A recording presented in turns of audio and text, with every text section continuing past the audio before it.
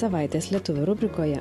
Jungtinėse valstijose gimęs ir augęs Andrius Miliūnas ryžosi dideliems pokyčiams. Ne tik persikraustė į Lietuvą, bet ir ėmėsi pagalbos Ukrainai. Nors kovoti ginklu jam neleidžia išpažįstama budizmo religija, vyras įsitikinęs, yra daugybė būdų prisidėti prie kovos už laisvę.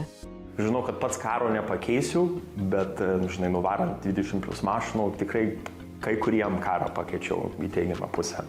Tai jei visi taip prisideda mažais būdais, tai labai didelį skirtumą padaro. Andrius Miliūnas neseniai persikraustė į savo nuomojamą butą Vilniuje. Už Atlanto gimusiam vyrui Lietuvos sostinė nesvetima. Čia daugelį metų gyveno jo seneliai, o visos Andriaus ir brolio vasaros prabėgo Nidoje. Tad 4 metus svarstęs, vyras nusprendė visam laikui kraustytis į Lietuvą. Ta vasarą staiga atsirado labai didelis ratas draugų, pažįstamų, su kuo bendrauti. Tai visi siūlė padėti kaip gali, įvairiose vietose, ar su darbais, ar kitam. Tai nebuvo, galiu sakyti, kad labai baisu. Neinant per daug į detalės, bet tik jaučiau, kad, nežinau, ar čia tikrai norėčiau dabar tie šeimą auginti, vystyti ir dėja, kai tėvai dar sensta, turiu kelias pusseseres, kur gyvena įvairiose vietose Amerikoje, ne arti prie manęs Mičigane. Tai taip galvojant į priekį, kai tėvų nebebus, likčiau vienas Amerikoje praktiškai be šeimos, nebent, su žmona ar savo šeimą, kaip asmeninę. Tai norėjusi taip iš anksto pradėti šaknis čia vystyti, gyvenimą vystyti, galvojant į priekį. Kas 2 ar 3 mėnesius Andrius dar grįžta į Jungtines valstijas. Ne tik pasirūpinti verslo reikalais, bet ir aplankyti čia likusius artimuosius. O kartu kaskart lagaminuose atsigabena ir per laiką už Atlanto užgyventų daiktų. Juokiasi, kad per 10-metį taip ir persikraustys. Mat visą gyvenimą žinojo, jo ateitis Lietuvoje. Nuo vaikystės visada buvo svajonė, tikrai nuo vaikystės svajonė buvo, kad bus pusiau ar pusiau. Kad vis tiek galėsiu 5-6 mėnesius į metus Amerikoje būti ir Lietuvoje ir taip vieną koją ant abiejų pusių. Dabartie, nors tas yra šiek tiek, gal ne 50-50 lygiom, vis dėlto tos kelionės biškį vargina su laiku. Laikas aerouostuose, skrydžiuose ir visas tas, tai bandau kuo daugiau čia viską įsivystyti, kad tiesą sakant mažiau į Ameriką grįžtų. Gyventi į Lietuvą jau prieš kurį laiką persikraustė ir Andriaus brolis. Nors Amerikoje likę tėvai to daryti neplanuoja, Andrius sako, šeima visuomet puoselėjo ne tik lietuvių kalbą, bet ir tradicijas. Pats vyras iki šiol atsimena lietuviškas dainas, kurias su bičiuliais traukdavo skautų stovyklose. Kaip grįžtančius namo paukščius, parvesk ir viešpatie ir mus. Tikrai ta vaikystė, tas stiprus ryšys ir be to visos stovyklos, ateitininkų, skautų, Detroite lituanistinė ten Dievo apvaizdos bažnyčia buvo mūsų kaip bendruomenės centras, kur lituanistinė mokykla, dainavimas, šokiai, gramatika ir bažnyčia, visas tas buvo kaip sujungimas mūsų tą lietuvybę ir be to stovyklos vasarą. Tai kažkaip tarp stovyklų ir tarp vasaros Lietuvoje visada buvo ta lietuvybė labai stipriai paskatinta, išvystyta mūsų gyvenime. Sėkmingą verslą Jungtinėse valstijose sukūręs vyras šį modelį bando pritaikyti ir Lietuvoje. Tiesa, pripažįsta, viskas ne taip lengva, kaip tikėjosi. Lietuviai į jo siūlomą produktą žiūri atsargiai, tačiau Andrius optimizmo nepraranda. Truputį čia tikrai verslo pasaulis skiriasi šiek tiek nuo Amerikos.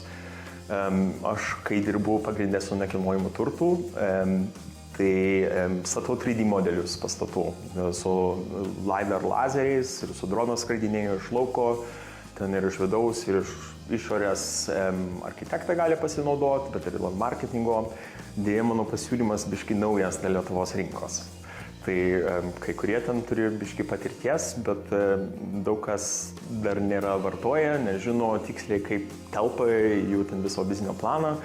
Tai biški sunkiau negu pirmą įsivaizdavau, nes galvoju, o čia super, žinau, kaip naudinga yra ir iš karto visi šoks ir iš tikrųjų nėra taip viskas lengva. Kol jo paslaugas klientai dar tik atranda, Andrius imasi to, kas jam pačiam įdomu. Darbui naudojama technologija išbandė Vilniaus senamiestyje. Įamžino ir sostinės Kalėdų eglę, šalia kurios bičiuliams Amerikoje siūlo pasivaikščioti virtualiame ture. Ir tuo pačiu randu daug daugiau galimybių dirbti čia su menininkais ir su muzikantais ir įvairiom įstaigom, filmuoti daugiau žmonės, kur mane tikrai daugiau traukia ir domina ir norėčiau daugiau į tą sritį su laiku, bet kol kas kaip iš laiko galimybės ir ką tai bandau įvairiuose vietose. Nors paskutiniu metu daugiausiai laiko Andrius skiria darbui ir verslo plėtrai, sako, vos atvykęs į Lietuvą, kurį laiką gyveno iš santaupų. Mat daug laiko skiria savanoriškai veiklai, prisidėjo prie žmonių gabenančių paramą Ukrainai. Kariaujančioje šalyje nekartą lankėsi ir pats. Pagrindė prasidėjo vien su mašinų varymu.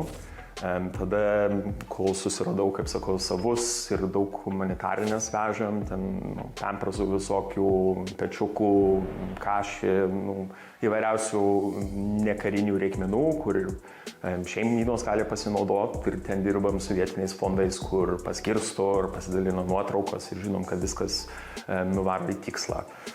Paskutinės kelionės buvo daugiau į Lucką, ten tik valandą pro sienos, supratau, kad aš esu naudingiausias, kad galiu nuvežti, pravažiuoti pro sieną ten be problemų, pristatyti tą mašiną, tegu ukrainiečiai patys tas mašinas nuveža, kur reikia, daugelį kartų. Andrius juokėsi pajutęs spaudimą iš artimų ir draugų, kad jau laikas daugiau pasirūpinti savo gyvenimu. Tad šiuo metu į Ukrainą keliauja rečiau. Tačiau savanoriškos veiklos neatsisakė. Draugė su amerikiečių fondais vis dar rūpinasi automobiliais ukrainiečių kariams. Jie nuo karo pradžios labai įvairius karius ten per visą Ukrainą palaiko.